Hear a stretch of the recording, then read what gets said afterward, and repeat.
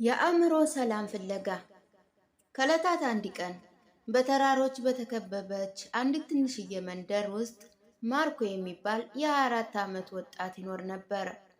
ማርኮ በጣም እረፍት የሌለው ሰው ነበር። አእምሮ ሁል ጊዜ በሐሳቦች የተሞላ ነበር። ቀኑን ሙሉ የተለያዩ ሐሳቦችን ይመጡና ይሄዱ ነበር። እነዚህ ሐሳቦች ጭንቀትና ድካም እንዲሰማው ያደርጉታል። ሁል ጊዜ ስለ ያለፈው ህይወቱ ያዝናል። ስለ ወደፊቱ በጣም ይጨነቃል። በእነዚህ ሐሳቦች ምክንያት አእምሮው እንደ ማዕበል ይናወጥ ነበር። ሰላም ሊሰማው አልቻለም። እንቅልፍ እምቢ አለው። አልፎ ተርፎ ፈገግታ ምን እንደሆነ ረሳ። አንድ ቀን ማርኮ በኮረብታዎች ላይ ስለምትገኝ አንዲት ራቅ ያለች መንደር ሰማ። ሰዎች እዚያ መንደር ውስጥ አንድ ጥበበኛ አዛውንት እንደሚኖር ይነግሩት ነበር። ያ ሰው ቀደም ሲል በከተማ ውስጥ ታዋቂ የስነ ልቦና ባለሙያ ነበረ። በህይወቱ ብዙ ሰዎችን ረድቷል። በአእምሯቸው እንዴት ሰላም ማግኘት እንደሚችሉ አስተምሯቸዋል። አሁን ግን ሸምግሏል። የከተማው ግርግር ትቶ ተፈጥሮ ባለበት ጸጥ ያለ መንደር ውስጥ መኖር ጀምሯል። አልፎ አልፎ ለሚመጡ ጎብኚዎች ምክር ይሰጥ ነበር። ማርኮ በጉዳዩ ተስፋ አደረገ። ምናልባት ይህ ጥበበኛ ሰው ሰላም እንዳገኝ ይረዳኝ ይሆናል ብሎ በማሰብ ሊያገኘው ወሰነ። ከብዙ ቀናት ረጅም እና አድካሚ ጉዞ በኋላ ማርኮ ኮረብታው ላይ ወዳለችው መንደር ደረሰ። እዚያም ሲደርስ በአረንጓዴ ተክሎች የተሸፈነች አንዲት ትንሽዬ ቤት አየ። በቤቱ በረንዳ ላይ አዛውንቱ በጸጥታ ተቀምጠው ነበር። አይኖቹ ተዘግተዋል። መልካቸው በጣም ሰላማዊ ነበር። ማርኮ ቀረብ ብሎ በለሰለሰ ድምፅ አያቴ፣ አእምሮዬ በጣም ረፍታቷል። ማሰብ ማቆም አልቻልኩም። በልቤ ውስጥ ሰላም እፈልጋለሁ። ልትረዳይ ትችላለህን? አሏቸው። አዛውንቱም አይኖቻቸውን በቀስታ ከፈቱና ረጋ ባለ ፈገግታ እንዲህ አሉት። እንግዳውስ ሰላምን እየፈለክ ነው? ና ተከተለኝ። አንዲት ትንሽዬ ስራ ሰጥሃለሁ። ማርኮ ወደ ትንሽ ግቢያቸው ወሰዱት።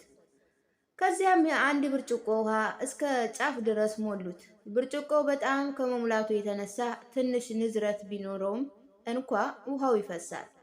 ብርጭቆውን ለማርኮ ሰጡትና ከዚያ ተነስተህ እስከ መንደሩ ዳርቻ ድረስ ተጓዝ። ከዚያ ተመልሰህ ነገር ግን አስታውስ፣ አንዲት ጠብታ ውሃ እንኳ ማፍሰስ የለብህም አሉት።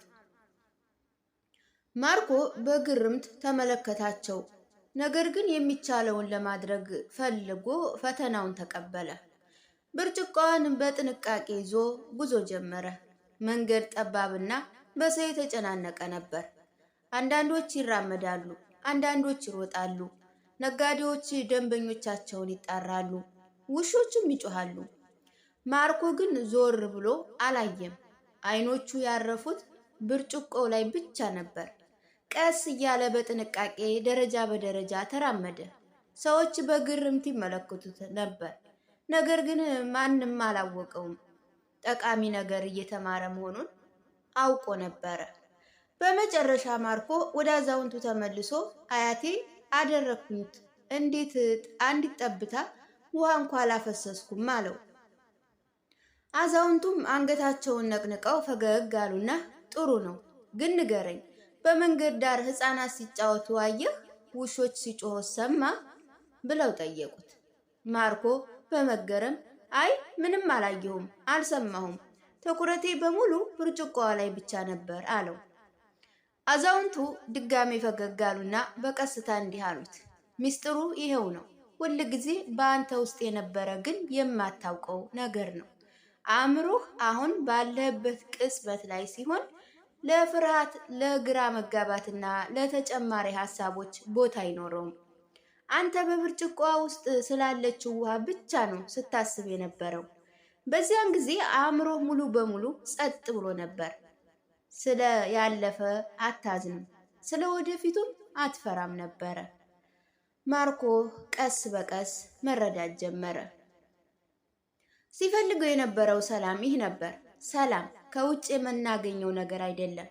ሰላም አሁን ባለንበት ቅጽበት ስንኖር በውስጣችን የምናገኘው ነገር ነው። ማርኮ ራሱን ዝቅ አድርጎ በለሰለሰ ድምፅ አያቴ አሁን ገባኝ። አእምሮዬን ማረጋጋት ከፈለኩ አእምሮዬን አሁን ባለውበት ቅጽበት ላይ ማቆየት አለብኝ። እውነተኛ ሰላም የሚመጣው ያኔ ነው አለው።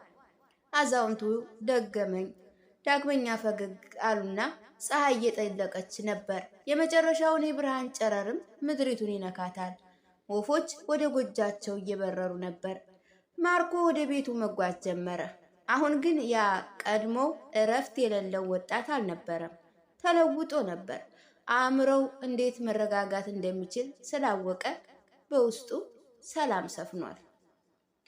ውድ የዩቲዩብ ተከታታዮች ሰላም በያላችሁበት የዓለም ዳርቻ ብዝት ትርፍርፍ ይበልላችሁ። ታሪኩ ከተመቻችሁ ላይክ እና ሰብስክራይብ በማድረግ አብራችሁኝ ሁኑ።